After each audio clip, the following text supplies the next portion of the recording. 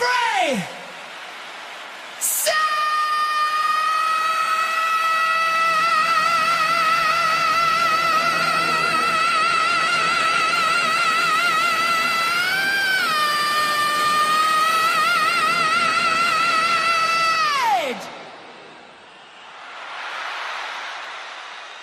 Live from the shed.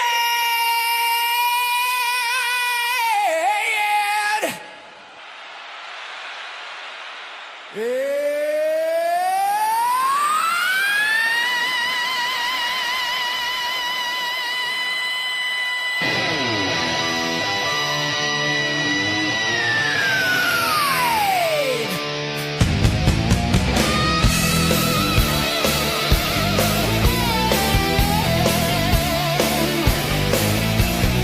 Southern Fried Soundstage, you know we rock hard.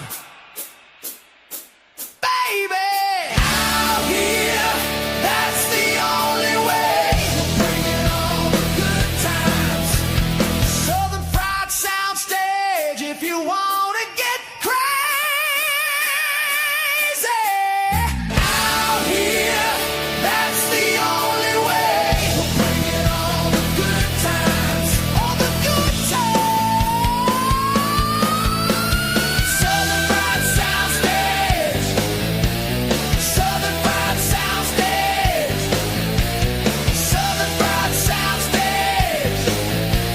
Southern Fried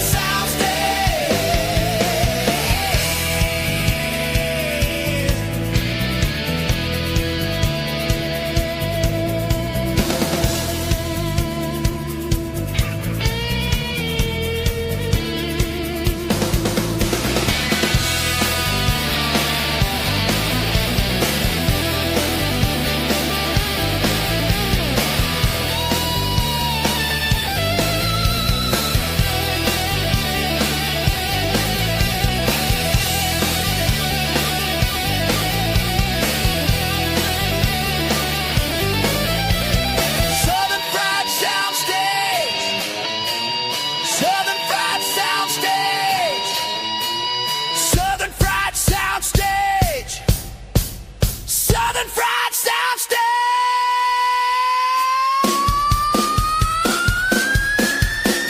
Southern Fried Soundstage. Southern Fried Soundstage. Southern Fried Soundstage. Southern Fried Soundstage.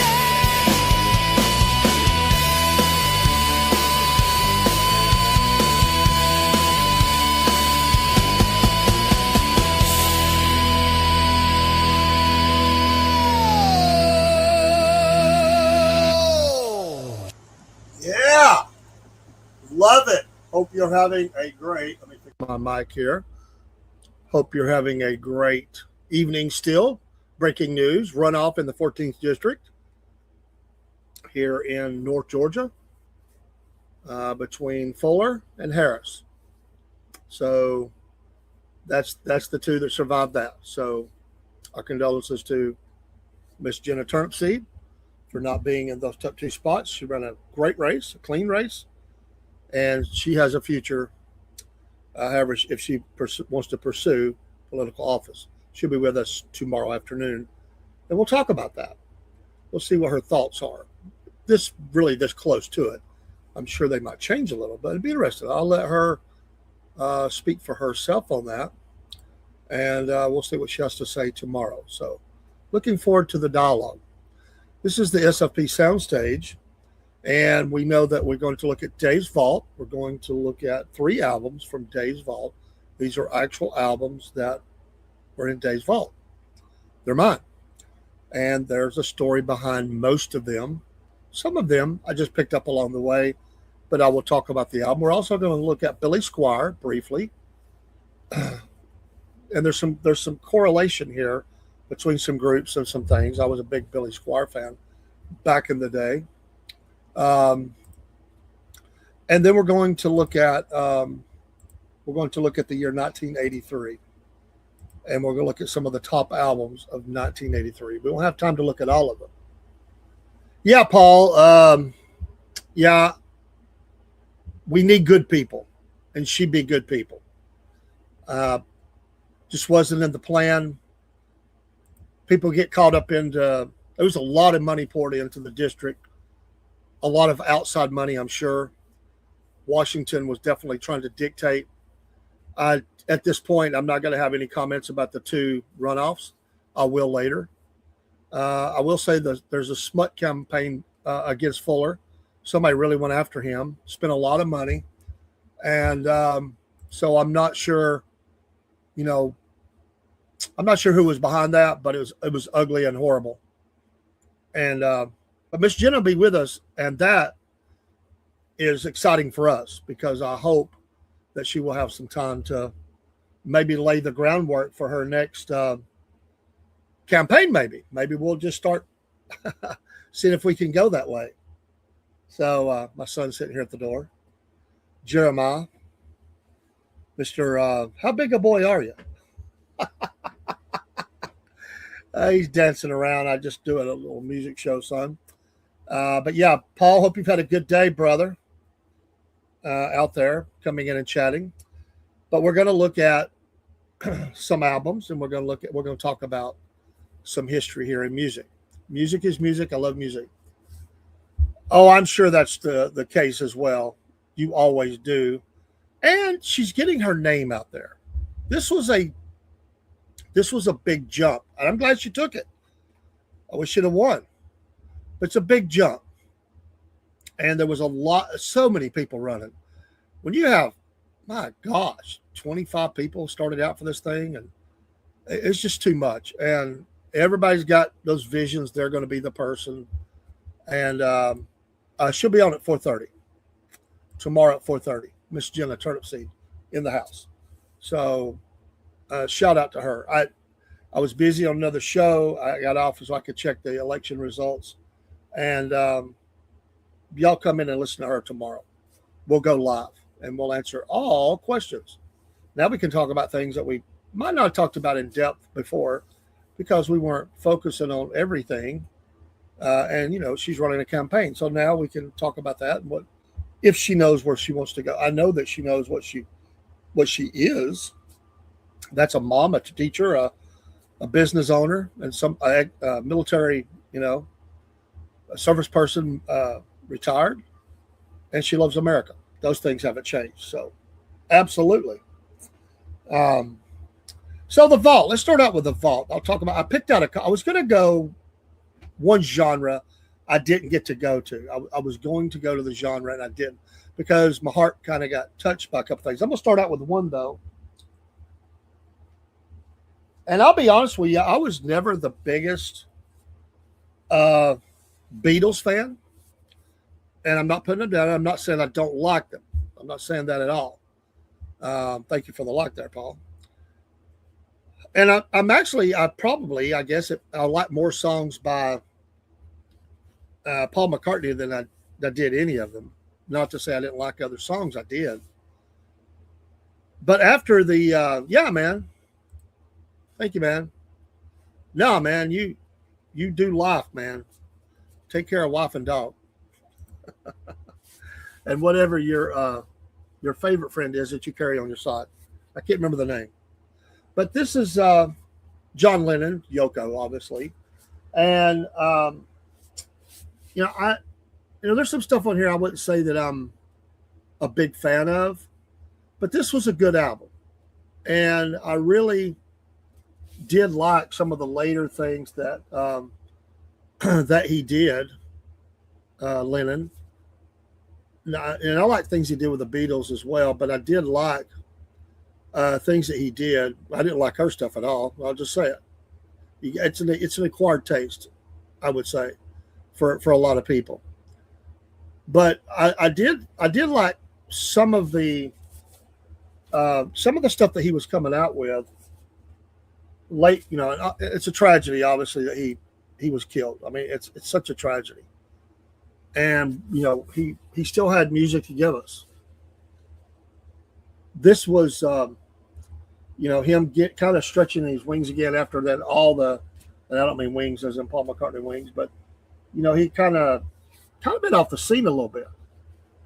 Kind of resurgence of Lennon. him and Paul were getting along. Paul McCartney was even going to see him. John didn't want that kind of relationship. He's like, you got to quit coming around. He just didn't want that. Paul kind of hurt his feelings a little bit, I think. But, they were getting along after some really tough times. And one of my favorite songs on here is Watching the Wheels Go Round and Round. But this is a good, solid effort by a master at his craft.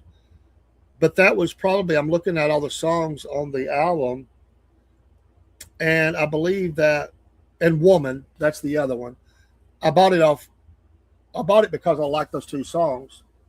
And I've kept it around all these years. And this is a Geffen record. And 1980, and of course, would be no more. I'd bought this before that event. And this was a big, I would say, comeback. And of course, he does give her credit. They were working together, and he was helping her with her career and her songs, and took a lot of work. And I would say that I like a little bit of Julian Lennon's stuff. He looks a lot like his dad, and I did like some of his stuff. But this was a good time for the album to come out, because it was kind of a dead time for music. Meaning we had went through the disco era. There was sort of a new wave, punk, and all that stuff. Whether you liked all that or not, music was kind of had died. It really had died. For me, it was not a great time for music. There were a few leftovers that kind of hung around that time. I mean, you had Van Halen, and so there was some stuff, but it was 80 was we were starting to look to the future, and later in the decade, there was a lot of really good albums. We're going to look at 83 here in a minute. But this was a good time for the album to come out. It really fit rock radio at the time, AOR, and it got played a lot. It still gets played a lot. They're two really good songs. I don't think anything else on here ever cracks into there may be one, but I'm having a hard time remembering. But Watching the Wheels and Woman was, and I hear them all the time, especially on satellite radio. Iconic cover, kind of says it all. Whether you liked her or not, or whatever, that was his wife, and they were together, and they were happy. And then the back was them just kind of out on the street looking around. It kind of has one of those. It's kind of a mystique about it, especially with what happened. So I bought that at the record store. It's what it was called. I think it was just called the record store.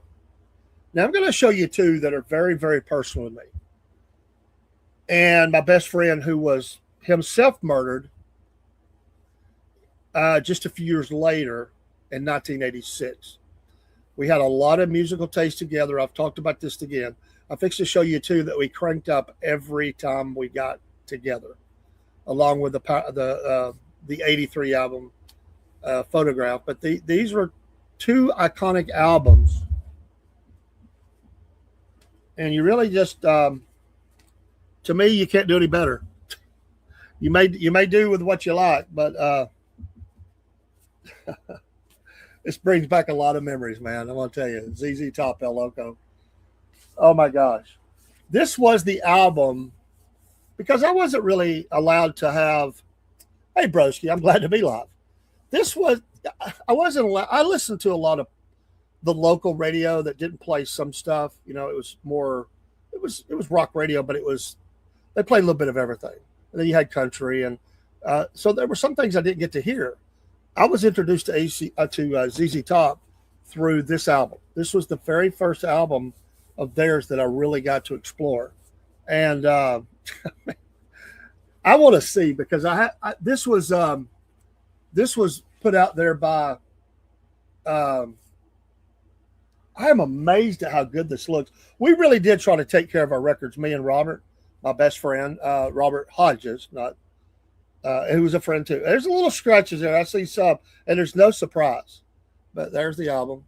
I got it, and I love this album. the whole comedy of the Bags and their look on their faces, and it's funny. It's funny. But Tube Snake Boogie, I want to drive you home, 10-foot pole, Layla, Don't Tease Me, It's So Hard, Pearl Necklace, another one of my favorites. Oh my goodness. Groovy Little Hippie Dad, Evan Heller, Houston, Party on the Patio, one of my favorites too. This this set the stage for a lot that was to come later, and I love this album. I still love it. This hasn't been played um, in a long, long time. In fact, this probably hasn't been played, and it will never play again. If I was going to hear it, I would pull it up, because this was never played after my friend was murdered. Never. I held this in memory of him and our times together and what he meant to me. And the next album is going to be the same way. But every time we got together, this album went on the turntable. Every time. No matter what we listened to. There's two other ones that I'm going to show you. One tonight, one next week. ZZ Top, this album, I can't even begin to fathom the hours that we listened to this. With a brand new stereo system that his dad had got him at like J.C. Penney that was all ripping, man. I mean, just rocking. I never had a stereo system that loud when I was growing up. Man, I had the boom box and I had a little stereo system. It was pretty good, but there was limitations. This thing would rock the windows of your neighbors. I mean, it was great. He was shot by his uncle in his grandparents' driveway. It's a sad, sad story. In 1986, my son was a baby, and there was a lot of changes in both of our lives. He had just gotten married. We grew up with this stuff, man. It's a great album. All the songs are good, but you give me Tube Snake Boogie, Pearl Necklace, Party on the Patio, and maybe one more. I'm happy. I can listen to them over and over again, and then the memories that come with that album. So, that being said, even more so than that album, what I think is my favorite all-time AC/DC album. Yes, even over Back in Black. This is my favorite AC/DC album. I'd unplug my headphones. This is it. This is a great album. Let There Be Rock. The boys had been playing nonstop. They'd been recording and recording and recording. This album set the stage for everything that happened, a little later with Mutt Lange and all that. This was still an Albert's production. Vonda and Young for Albert Productions, 77. This is before they got with Lange. This is raw. It is, to me, the best of the best of the best. I like the slicker stuff. Because that's what Mutt does. Really good stuff. He really turned them into music for everybody. That a little. It's kind of like Metallica did, honestly. And in the back, Angus. I mean, this is live. It has the feel of live. You can see the duct tape. You could tell we wore this thing out. The album looks pretty bad. It could still play. Oh, there's a couple of bad spots on there. This got played even more than the ZZ Top, I'm sure. And it has some of my favorite AC/DC songs. Go Down is number one song. Dog Eat Dog is in my top 10. Dog Eat Dog. Let There Be Rock is also in my top 10. And yes, I'm kicking out some other songs. These are just some of my favorite. Bad Boy Boogie. Problem Child. It's one of my favorites. Overdose. I don't really like the imagery of Hell Ain't a Bad Place to Be, but it's a great sounding song. I just don't like the terminologies there because it is. And a Whole Lot of Rosie. That got played a lot. A Whole Lot of Rosie is way at the top as well. This to me is, a lot of people would look at Back in Black as the peak of AC/DC. I do not. It is the peak of their time with Brian Johnson. This is the peak of their time with Bon Scott. To me, I know a lot of people will say the other albums, but I'm just telling you what I feel. This is for me. You can put in the chat whatever you like. They were a live band. They weren't really. AC/DC, yeah, you bought the records, the tapes, the CDs, and all that stuff, 8 tracks, whatever, back in the day. But they were meant to be live. That's their strength. We listened to them until we could. I never got to see them live, sadly. I never have. But this was as close as I got. And this is the epitome of that band. It's raw. It's powerful. And yes, I loved all the stuff that come later. But this one, when you start it till you end it, there's a feeling about it. to me, that it flows together. It takes you on a journey, and it's not slick at all. It's a little scuffy, you know. The music it is rawer. It's a lot raw, and I like music that way. I like it raw. I like some of the stuff because, you know, it's good for radio and all that. But that is the those two albums, along with one I'll show next week and the Photograph album. And there's a couple of more. Actually, comedy albums we played a lot. But the AC/DC we were both really big on both of those. We played another one I really liked a lot, but I think my best friend liked it more. And there's other reasons, and I'll tell those stories. But Let There Be Rock, you know, and when you get into the movie of '80, just 3 years later, I mean, that's where that really came from. I have Danger, Danger, Will Robinson granddaughter's entering the studio. That's scary. And she just wanted to pose, I guess. Hey, you might want to take your cupcake. Well, give me a cupcake and put it there. Here, grab your vanilla cupcake. Okay. Vanilla cupcake. Thank you. I saved you. You saved that for me. Thank you so much. I don't need it, but You want chocolate? this was from school today. We got some cupcakes and Oh, and Tammy's I want to bringing take me- Tammy's house. I have Okay. my money. Well- Can I go get Taco Bell? not. I can take you right now. No, Dad will take me. I don't care. Oh, yeah. Bye. She disrupt me. Granddaughter's Here, disrupt. you take this pork. I don't want it. Just put it over there. But those were albums were played a lot. And yes, there were some country albums that was in that. And I don't know if I have those. There were some albums, we would always trade albums to listen to. Some were kept together. All the albums that were with him when he died, they disappeared. Don't that suck? I mean, they just gone. We had a big collection. I was able to save a few because most of them stayed at his house because the stereo system was there. But I had one at home, and I would bring them home, and I would play them with my headphones on. And thank goodness I did, because if I hadn't, I would have lost every album. And I did. I would have lost them all. But I lost, I would say 95% of all the albums are gone. They're gone. They're probably even trash today. They were never saved. I've got to look through some more of mine. I'm hoping to find a few more.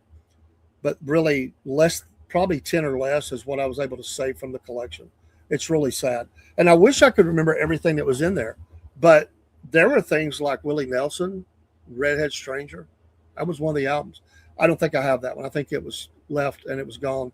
There was some Red Fox and Richard Pryor albums we used to listen to. Yeah, we used to listen to comedy albums. Well, they were pretty brutal. Couldn't play them on the air right now. What else? I don't remember now. We're talking a long time ago, about 40 years ago. 40 years. This is the 40th year. The 40th year of his death. So 40 years ago, there was nothing after that. All the albums we had were from there and before. So a lot of 70s stuff and early 80s. There was also some stuff. Hey, Leanne, appreciate you coming in, and also Expo, all of you. Thanks for stopping by. There was some stuff in the 60s, but most of it was 70s and early 80s that we had in the collection. And unfortunately, when he died or was murdered, those albums, they're just gone. It stinks. That's the only bad thing about having a collection together with somebody. All right. Spent a little bit longer on Dave's Vault than I'm intended to, but boy, those bring back a lot of memories. Billy Squire. We'll talk about Billy Squire. I never got to see Billy Squire in concert either. Never have. He's 75, 6 years old. It'll be his 76th year. He's born in 1950. Some of my favorite songs of the 70s and early 80s were Billy Squire songs. Obviously, we could say The Stroke, Lonely as the Night. Actually, I like The Stroke. I'm not as big a fan of that one. I could take it or leave it. Back in the day, I jammed to it, but today, if it comes on, I might listen to it, I might not. It's not among my favorites. I don't know. I'm just not a huge fan of that. But Lonely in the Night, My Kind of Lover. In the Dark is one of my favorite, if not my favorite, song by Billy Squire, In the Dark. Love the way they put that song together. Rock Me Tonight, Everybody Wants You. That's a real good one. Emotions in Motion, a little bit different song. 80s, but I still like it. Love is the Hero and Don't Say You Love Me. But these were some of those. Now, he really, I'm not going to go through his whole career, but I wanted to get up here because there's some similarities that happened around the early 80s that I find interesting. Now, I was in Atlanta once with my best friend. His mom and dad had divorced, and she lived in Atlanta on East, what is that called? Not Eastgate or East Side. What is that? East, I can't remember now. She lived in that area of Atlanta, and they had a live Billy Squier concert being beamed in or something. I think it was in Atlanta. And so I got to see it on TV, but I didn't get to see it live. And we watched all of that.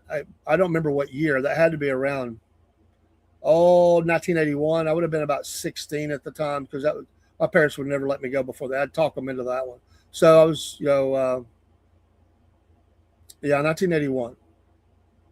1981 was around that time. So he was really hitting his stride around that time. Big commercial success between Don't Say No and Emotions in Motion. Between 81 and 83, Billy Squier exploded on the scene. But it's kind of interesting. He was on a small summer tour with Alice Cooper in 1980. What a mix, Cooper and Squier. He got in contact with Queen guitarist Brian May, one of my all-time favorite guitarists, and asked him to produce his next album. This is where it all ties in with Def Leppard. It's really amazing. And due to scheduling conflicts, Brian May declined, but he recommended Reinhold Mack, who had produced Queen's most recent album, The Game. Squier and Mack joined forces to produce Don't Say No, which earned rave reviews and spawned 3 hit singles. It says the first, The Stroke, and then In the Dark and My Kind of Lover. The album also includes Lonely as the Night, which became a radio favorite, one of his signature songs, despite not being released as a single. However, in Britain, blah, blah, blah, blah, blah. This is where the story kind of, because all these bands were around at the time and they were young bands, up and coming, and a lot of stuff going on. Squier was known as being a perfectionist and short-tempered producer sometimes. He ended his partnership with Mack after disagreements between the two, and it escalated because of artistic differences. We hear that term. Despite the problems, Squier's third album, Emotions in Motion, was released in 82 and became very successful. Although in the long run, it did not catch its predecessor in sales. So that's 82. Let's see. I want to skip through some of this.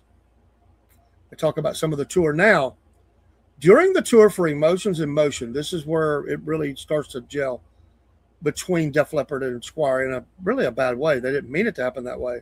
But Squier and his band served as openers for the North American leg of Queen's 82 Hot Space Tour, and later he finally became a headlining act for the first time. In 1982, he became a headlining act. Great accomplishment. He didn't realize it, but a buzzsaw was coming his way. British newcomer Def Leppard supported him, and he helped the band break through in the U.S. in conjunction with the release of their breakthrough album, Pyromania. In that 83 was official release. This was the tour where Leppard really became known in the States. I mean, really, and it just lit fire. And people were leaving the auditoriums after Def Leppard's opening set and leaving Squier. He got pissed off about this. He got really mad. Def Leppard talks about this in some of their interviews and documentaries. They didn't intend that to happen. Squier's up there playing. And again, he's more 70s style. Leppard was more moving. Squier would stand still, play, and all that. Leppard moved. They were young. They were, good-looking guys, energetic, had this new British, wasn't really metal, but hair metal, whatever you want to say, but this wave of music that was coming. It was going to light a fire in the 80s, and it started in the early 80s, really. And Squier was kind of caught in that. So sad that his first headlining tour was impacted this much by Def Leppard. They didn't mean that, but that's just the way it happens. When you book an opening act, they may be on the upswing, and Leppard was. Now, here's where it gets a little more of it. He began writing songs for his fourth album, Signs of Life, in late 83 after finishing his first headlining tour, arena tour. And by the way, I just learned some stuff that I didn't even realize meshed up. He planned to have Mutt Lange, I didn't ever remember that, as producer. However, Lange was already reserved. Mutt was so in demand at this time. He was already reserved by the Cars. So he's working with all these bands. Well, 83, was the Pyromania. I mean, that led Mutt Lange had worked with Leopard. I mean, everybody's, he's like, hey, I'll get Mutt Lange. We'll get this thing going. He suffered a breakdown. And the part of that breakdown was, why, Leopard was not able to work with him right away for Hysteria and all the changes, problems they had. He's had a breakdown after, and Squire brought in Jim Steinman. Here's another thing that catches that come together. Hey, Cook. Love Def Leppard. Thanks, Dave, for taking me to see them 2 times. It was great. Hey, man, you're welcome. Thanks for not dying. Not really. I'll never forget the wave of you caught that bandana. Somewhere I still have that. Put up, man. I don't know. But Jim Steinman, who was legendary for the Meatloaf Bat Out of Hell productions, but he was when Leopard brought him in too. So they worked with Mutt. Billy Squire wanted to bring in Mutt. The Cards were working with him. Of course, Bryan Adams, all these bands and singers were working with him. And all the albums were massive, great hits. And Jim Steinman absolutely did not work well with Def Leppard. They wasted a whole album. They just trashed it.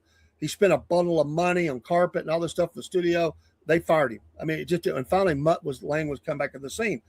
So this is what they say about his time with Squire. He admired him for his work with Meatloaf's Bat Out of Hell. He described it as the most passionate and exciting rock record of all time. Steinman showed enthusiasm for the project, and he got along well with Squire and his band, despite his role in the studio being significantly smaller than usual. The resulting album was a departure from Squire's typical guitar-heavy hard rock into a more keyboard-oriented style with hints of Steinman's producing approach. Big mistake. Huge mistake. When Signs of Life arrived in late July 84, Squire was at the peak of his career. Even though Leopard was getting all this praise around that time, he was still the guy.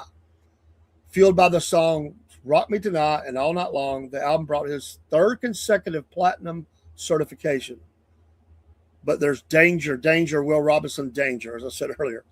The music video for Rock Me Tonight, which featured Squire dancing in a bedroom wearing a pink tank top, proved a controversial choice by director Kenny Ortega, well known. The 2011 book, I Want My MTV, promoted it as the worst video of all time. Martha Quinn, remember her as one of the anchors there, the VJs, said when it was released, commented, I don't remember that video being poorly received. At the time, they played it a lot because I remember seeing it. Whether it was the video or the shift in music styles or other factors, Squire stopped selling out shows. So all this came together at the same time. He fired both his managers and insulted Ortega for misleading and deceiving him. Ortega has denied Squire's accusations. He had a little bit of resurgence in 85 to 93, but let's be honest here. He had a couple of decent songs, Enough Is Enough, but the album Enough Is Enough, Love Is a Hero, but let's be honest, the heyday was over. That only sold 300,000 copies. Don't Say You Love Me was a modest comeback single, but it was over. And then he had the car wreck, if I remember right. Then it was just never the same. And he toured and he done, but that was his peak. He made the peak, and then it just went down. And I never realized at the time how much Leopard and them really did come together with Steinman, Mutt Lange, touring together, which I knew about. I didn't know that until I really read that part of that. But I will tell you that I'm still a big Squire fan. I've always liked his songs, but it was a mistake for the keyboard and all that. That was not him. It was horrible. It was the MTV video age, and people were, it was all about making the video. And for him, I think there was a lot of things going on. He represented, whether it's fair or not, he represented 70s radio, rock, and all that. And it was a slicker thing that kind of went into early in the 80s and was kind of like that with a lot of different genres of music until Appetite for Destruction came out and blasted everybody back into, reality, to be honest. I mean, that time frame had some really good stuff, really fair stuff. But do you like Billy Squire? I like, he's still playing. but he's produced or he's put out 10, about 10 studio albums and some compilations. He's made a bundle. He's made his mark. He's legendary for it. He's 75 years old. He's done it all. But I think that I think that he could have been a little bit bigger, but he got kind of caught up, and that's what happens. Musical taste change. He changed his style, trying to capture that wave. I'm sure the record company was pushing him to do things like that, and it just didn't work, and it just never was the same. So he's caught in a time frame between a certain year, 80, and really about, to be honest, about 85, 6, right in there. That was the heyday. And if you shrink it down lower, I would say 81, 83 to 83. And it just, his songs are played all over the radio, and they forever will be. And they should be. They should be. I like Billy Squier. All right. Let's look at our year, 1983. We can't look at every album, but we are going to pick out some albums that were big in 83. Some will be rock, some will not. I will tell you the ones I like and the ones that if I don't know them or if I didn't like, I will tell you that. One of the albums that came out, a great album. I had this, I think, on cassette tape. I don't think I ever had the album. Journey's Frontiers. Great stuff. Don't Stop Believing, Separate Ways, Faithfully, Open Arms. Huge, a big Journey fan. They were able to bridge that gap from the 70s into the 80s. They are definitely a classic rock stable. They've recently done huge tours with Def Leppard and other bands. They're still getting it done. There's a lot of talk about wrapping it up for them as a final, goodbye as the band. They've always had drama and stuff going on, but I like Journey. I've always liked Journey, and they're legendary. Frontiers, great album. Iron Maiden, Peace of Mind. Never was a huge Iron Maiden fan, but I did like some of their stuff. I like some of the players. I'm not, I'm not the biggest Bruce Dickinson fan, to be honest, but he's okay. But I like Steve Harris, and I like the guitar playing that they had.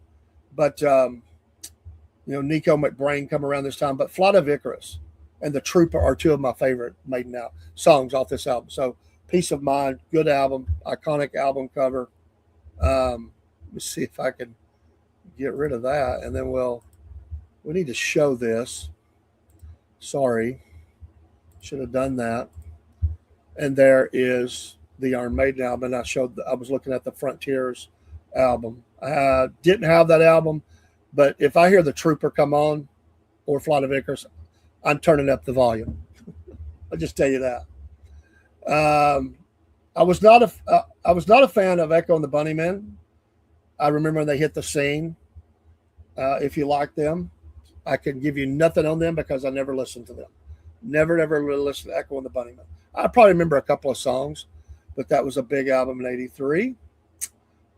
Billy Bragg did not cross my radar, did not buy the album. And another album that gets in the top 40 for 1983. Depeche Mode. I remember a lot of their stuff. I never bought any of their albums. I'm not really into that, but they had some songs that I kind of liked. But I'd listen to them when I'm in a certain mood. Big overseas, and I get it. Probably not as big in America as they were overseas. That's not even a probably, that's for sure. But Depeche Mode, very much. I could tell you that Def Leppard is a big fan of Depeche Mode. In fact, they redid a Depeche Mode song, and it was on their covers album, and on their tour with I think it was the tour with Motley Crue. That was their remake of one of their songs was the last song that they would play before they came out. I do remember that. Yes, I did like some Yes songs. I don't think I ever bought any of their stuff, but hey, I like Owner of a Lonely Heart. Still a good song. It takes me back to a time frame. I really like that song, but I never bought anything by Yes. Definitely loved Huey Lewis and the News. Sports, man, it made its mark. I bought everything I could get with Huey Lewis. I love their harmonies. I worked with a guy at a little pizza place, kind of a pizzeria. They had more than pizza Italian kind of place. And we would go out and make bank drops and stuff sometimes after work. And he had this, I've always remembered him. He was going to college. He's probably made a bundle of money now. He's a good guy. But he was kind of an assistant manager, a manager in the store, still in high school, I think, or he just started college. I think he just left high school, got in college, had a really nice car, great tape. He did cassette tapes, and he had the box in the back seat. He had a convertible, and he could reach behind him, and he knew it. He was one of those OCD kind of guys. He said he did it for organization. I think he was OCD, but he put every tape in a certain order. So when he reached back, he knew exactly what he was grabbing. He never had to look at it. He'd say, "What do you want to listen to?" He was a big Huey Lewis and the News fan as well. And this was it just, all these songs are still played today. I mean, Heart and Soul, The Heart of Rock and Roll. I mean, it had 5 hit singles, the follow-up from 4. The follow-up 4 was huge, but this was the Huey Lewis and the News time. He has a medical condition, which he does. It affected his hearing, and some days he could hear enough to record. But he never know what it's going to be. So he's had to he's retired basically.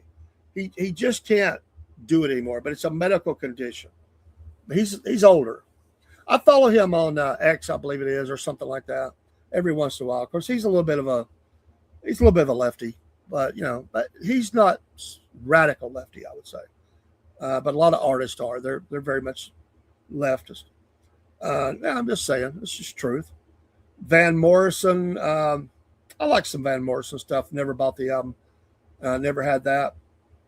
Tears for Fears, I did like a lot of their stuff around this time, even though it was, a lot of, it's one of those things. When I first heard it, I was like, I don't know if I like this or not, but it would kind of grow on you. And I would say that for me it just kind of grew on me, that I really did like, I did like the album or the songs, but I never bought an album by them. Tears for Fears, I heard them on the radio today coming home from work on satellite radio. X, More Fun in the New World, pass. Randy Newman, he kind of his time to work on his own. He was big around that time. He really got into video craze. He was well known for some of his videos and stuff. I did not buy this album, but Randy Newman, the I Love LA. I mean, everybody remembers that video, right? So yeah. Big Country, The Crossing. I didn't have this album either. But good stuff. Culture Club. Big, right? I mean, they came on the scene and I didn't even know who they were. This wasn't like the internet days. And I hadn't seen them on video and I kept hearing the song, Karma Chameleon. Kind of catchy, kind of interesting. I liked it. I had no idea what made up Culture Club. They had a couple, 3 songs I liked, but I never bought one thing of theirs. I just listened to them on the radio. Eurythmics, I used to like the Eurythmics a lot. They were a little edgy, a little push the envelope a little bit. I did like some of their songs, not everything. Sweet Dreams Are Made of This obviously was big. I didn't get into everything they did, but they played them religiously on MTV, and I did like some of the Eurythmics, and it was like when they faded from the scene big time, but they were big. I mean, monsters there at one time. I'm not saying maybe they're playing still. I don't even know. But I never bought anything to my knowledge. I think my best friend may have bought an Eurythmics album, but I don't remember for sure. Lionel Richie was very big at this time, and I did like a lot of his stuff coming out of the Commodores. All Night Long, Hello, Running with the Night. One of his songs came on the radio just the other day, and I like some Lionel Richie. I want to think I bought a cassette tape. I know I never had the album, but he definitely left his mark on music. And 83 was a good time frame for Lionel Richie. Still doing some Commodore. The Commodores were still big. I mean, there was some stuff out there that I liked, but see, there's a lot of misses here too for me. That's why I say it wasn't. It was just starting to get back into some really good music for me, anyway. I like me some Mellencamp back in the day till he kind of turned, and his music was never the same to me. But Jack and Diane, Crumbling Down, Authority Song, Pink Houses, all good stuff. He kind of, for me, the videos killed me. His later videos, I don't know. I just didn't really care for the musical direction he went. It's still catchy, but then he's still played. He's always been out there. He's had a great career. This was a good time to be a Mellencamp fan. And, he was bringing back some of that, or him along with Bryan Adams were still cutting a little bit of edgy, a little bit what's a crunchy guitar, and really stripped down, was not overproduced. That's one of the reasons I really liked a lot of his stuff. I didn't feel like it was overproduced, and it was a little bit more raw, because I've always loved the live stuff. And so I could say that about them. I was not in the Replacements. I think they had one song that I liked. Hootenanny. I like that. I was against them. I don't hate them. Just didn't care for them. Lou Reed, legendary guy. He's had some stuff that popped up that I liked throughout his career, but I never bought the album either.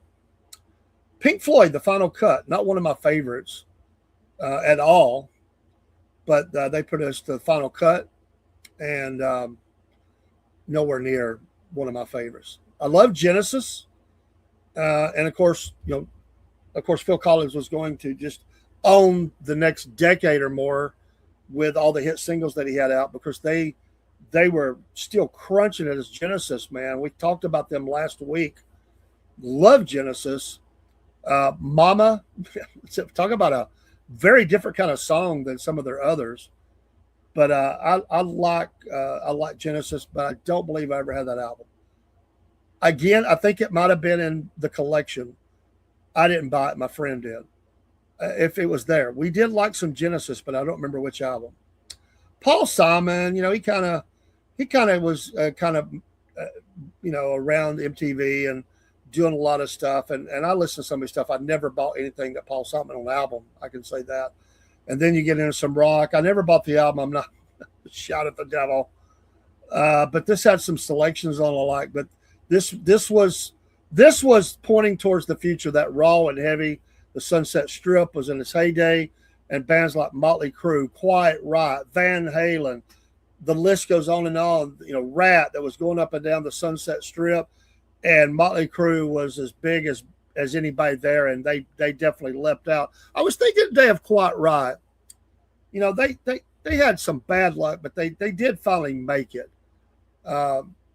Who was today was talking about, it was on tour with Quiet Riot, and they talked about how good they treated them in their heyday, which was a little bit later. They were supposed to make it earlier. It didn't really happen until a little bit later, because Randy Rhoads went to Ozzy, then Sarzo went to Ozzy, but it finally came to them and they finally made it. We're going to talk about Quiet Riot in a future show. Motley Crue, this is a really good album. I'm not a fan of that song. I just don't. I'm just not. I don't like the hell and devil terminology and stuff. I'm just not. Looks That Kill is one of my favorites on the album. But this was the rawer stuff. Later they got a little glossy, a little overproduced. Some would say, I think it even mentions here, they called the fine-tuned LP Dr. Feelgood. I showed this one last week, Rebel Yell. Wasn't that the one I showed? Yeah. And we talked about that last week. Big album, loved it. I was not in the Violent Femmes. I never liked Elvis Costello. I'm just saying, for me, if you like them, please say what you like. Of course, wow, what an iconic album. Now, this was, if anybody said rock was dead, Vivian Campbell and company, Vinny Appice, and all the Ronnie James Dio, and who was the bass player? I know it. Jimmy Bain. They just come out and blowed everybody's ears up. Again, I'm not a big fan of the imagery. I again, that's just me and my Christian upbringing. I just, some things I just don't like. But man, what a powerful album. Powerful album. And I'm glad that Vivian on his side gig still gets out and plays with Vinny, and they have a new singer, and the bass player is, oh, what's his name? I really like him. He's been in a number of bands. Great guy, and I can't think of his name right now. Still out there playing it with Last in Line. Dia Holy Diver. New Order, Power, Corruption, Lies. No, I wasn't there. Tom Waits, I was never really into. I didn't have that album. Boom. Set the stage, didn't it? Kill them all. So metalheads were really happy around this time. All that new wave crapola, they had some punk, but the new wave. But then in '83, it started bringing out some heavy hitters. Dio, Iron Maiden, Metallica. And of course, not the album I had, but Eliminator, massive MTV hit, made them a buku of money, several hits off of it. The whole album is great. I have this album. I think I looked at it tonight. I still have it. And yes, I think this is one of the albums we bought together. I'm almost certain of it. I was able to rescue this album. It is in Dave's vault. I'll go ahead and tell you. I almost grabbed that album tonight. Eliminator. And I did buy the next album as well. Old album. What a massive hit. Give Me All Your Lovin', Sharp Dressed Man. Wow. Legs. I mean, just amazing, amazing album. What else we got? U2, War, which I like the early U2 stuff. A little bit more than I like the later stuff, although I like some of it. This was the album that really got me into U2. I love Sunday Bloody Sunday. That song, just killer. Still killer. But U2, War, boy, who knew their career would blow up like it did? I mean, it seemed like they came out of nowhere, although I knew they had been playing hard. Talking Heads. I like me a little Talking Heads back in the day. I don't think I bought anything by them, but I liked a little bit of Talking Heads. Yeah, she jumped on the scene big time. And this was actually, I like her very first album. And then, she kind of dominated MTV for 20 years or more. But I wasn't into some of the later stuff. I mean, I go back to Borderline and stuff like that. I mean, anyway, there's a lot I could say on that, maybe at a future day. David Bowie was still doing some great stuff. I loved Let's Dance. I will not do it now, but I used to sing a line out of it. My mom was still living, and she got tickled at the line, the way that I would do the line in Let's Dance. And she would always say, do that line again, son. And I would do it for her. Massive hit, good album. And, David Bowie's place in rock history it's firmly entrenched. That's an understatement. Love. I don't like everything he ever did. I won't say that. I wouldn't say I'm a Bowie lifelong fan, but there are different things that I really do like. The stuff I like, I like. The stuff I don't like, I don't like. So I wouldn't say I'm not the fan that a lot of people are, but what I like, I like. And he was a fascinating person. There it is. That's one of the albums, and you saw me show it on here. That's one of the albums that was rescued from the vault of me and my friend, and I still have that. I need to hang it on the wall in here. It's a special album for me, even more so than any other album. And that one was out there. Oh, boy. Texas Boogie was not dead for sure, between ZZ and this man right here. What a sad end for him. Helicopters should be outlawed for entertainers and airplanes. I'm just kidding, but my gosh, that's why so many of them bought buses. I'm not going in the air. Great album. Great. But what can you say? I could put on Stevie Ray Vaughan. It doesn't matter what album, what he's done. I will listen to it. His Austin City Limits, his appearances. Wow, great. Love it. Love Stevie Ray Vaughan. I had some bootleg stuff by him that was just really good. Some from some live shows. I've got that still put up. I never got rid of that. Stevie Ray Vaughan. Rest in peace, my friend. Rhythmics again. Cyndi Lauper. Yeah, she kind of burst on the scene, didn't she? Tom. Yeah. I saw her in concert at Six Flags. Six Flags. She was very the power went out. I've told this before. The power went out. But they had like microphone. They lost their ability to really play through the speakers, but she could still talk. And she didn't go back and sit. She stayed out there and entertained everybody and talked to them until they got the power back up and did the rest of the show. I was working at Shoney's, and a bunch of us worked and then drove like a bat out of hell, like Meatloaf, down there to see the show. And we got back very late because it got delayed. We had to work the next day. I remember that. I told you I wasn't a big REM fan, but hey, they were big. They have their place. I didn't have this album. Love the Police.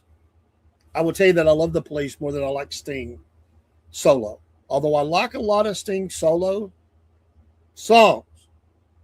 This album, everything they did as the Police, jam up. Certainly had this album. Love it. And it just and Every Breath You Take, which is a stalking song, but just a great album. Just it was all on the airwaves.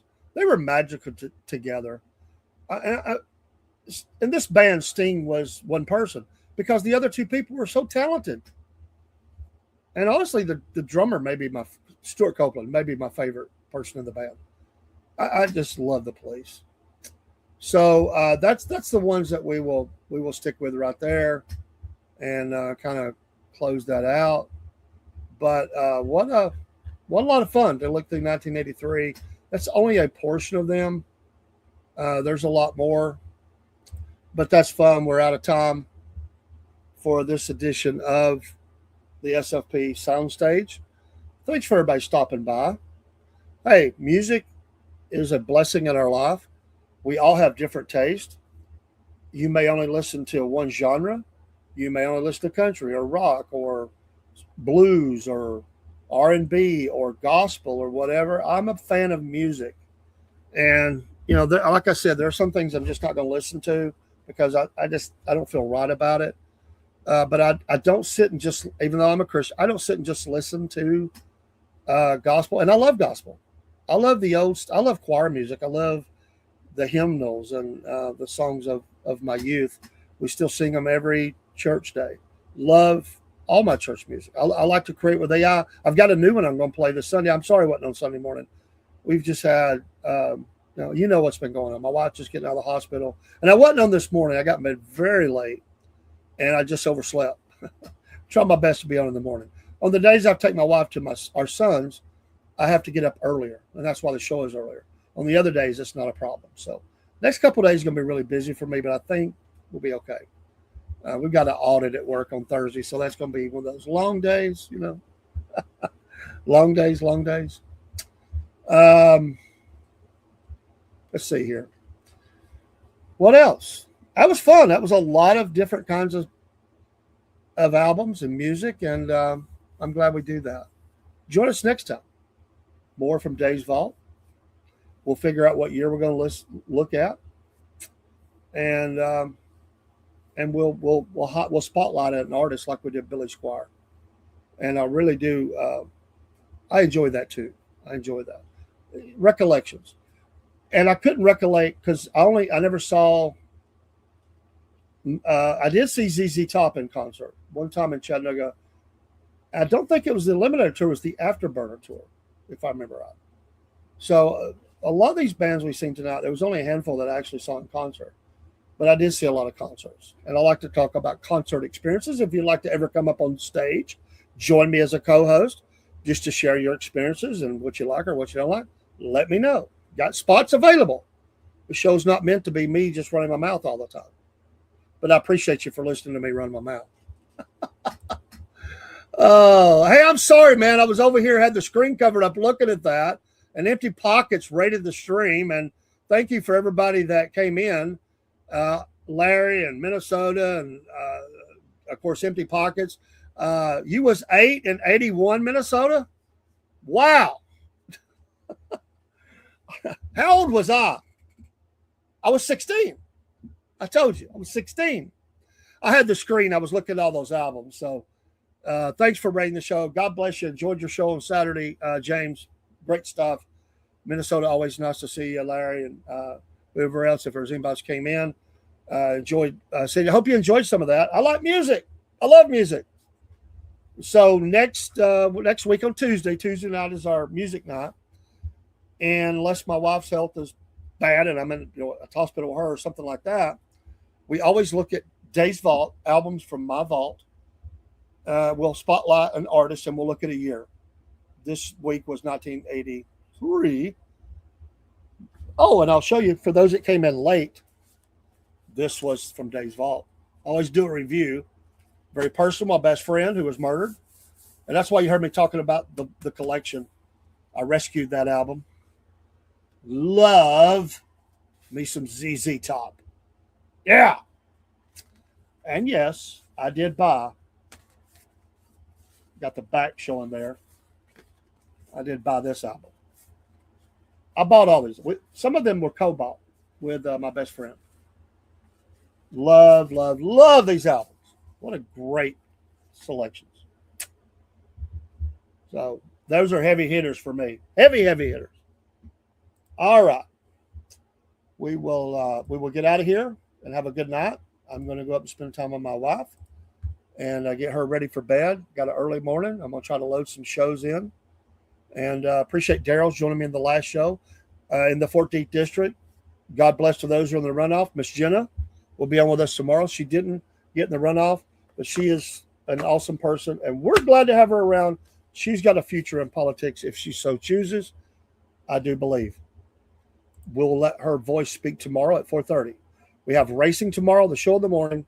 Miss Jenna, racing, interview with a dirt truck driver, Terry Calhoun from Toccoa, Georgia, and sports.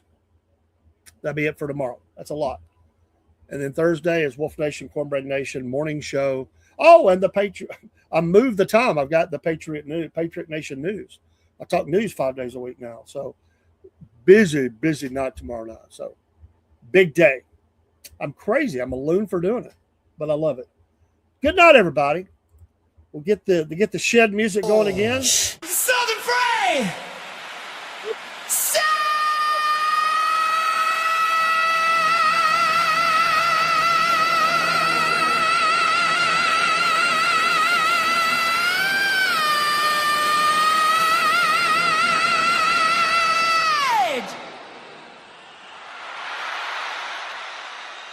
Live from the shed!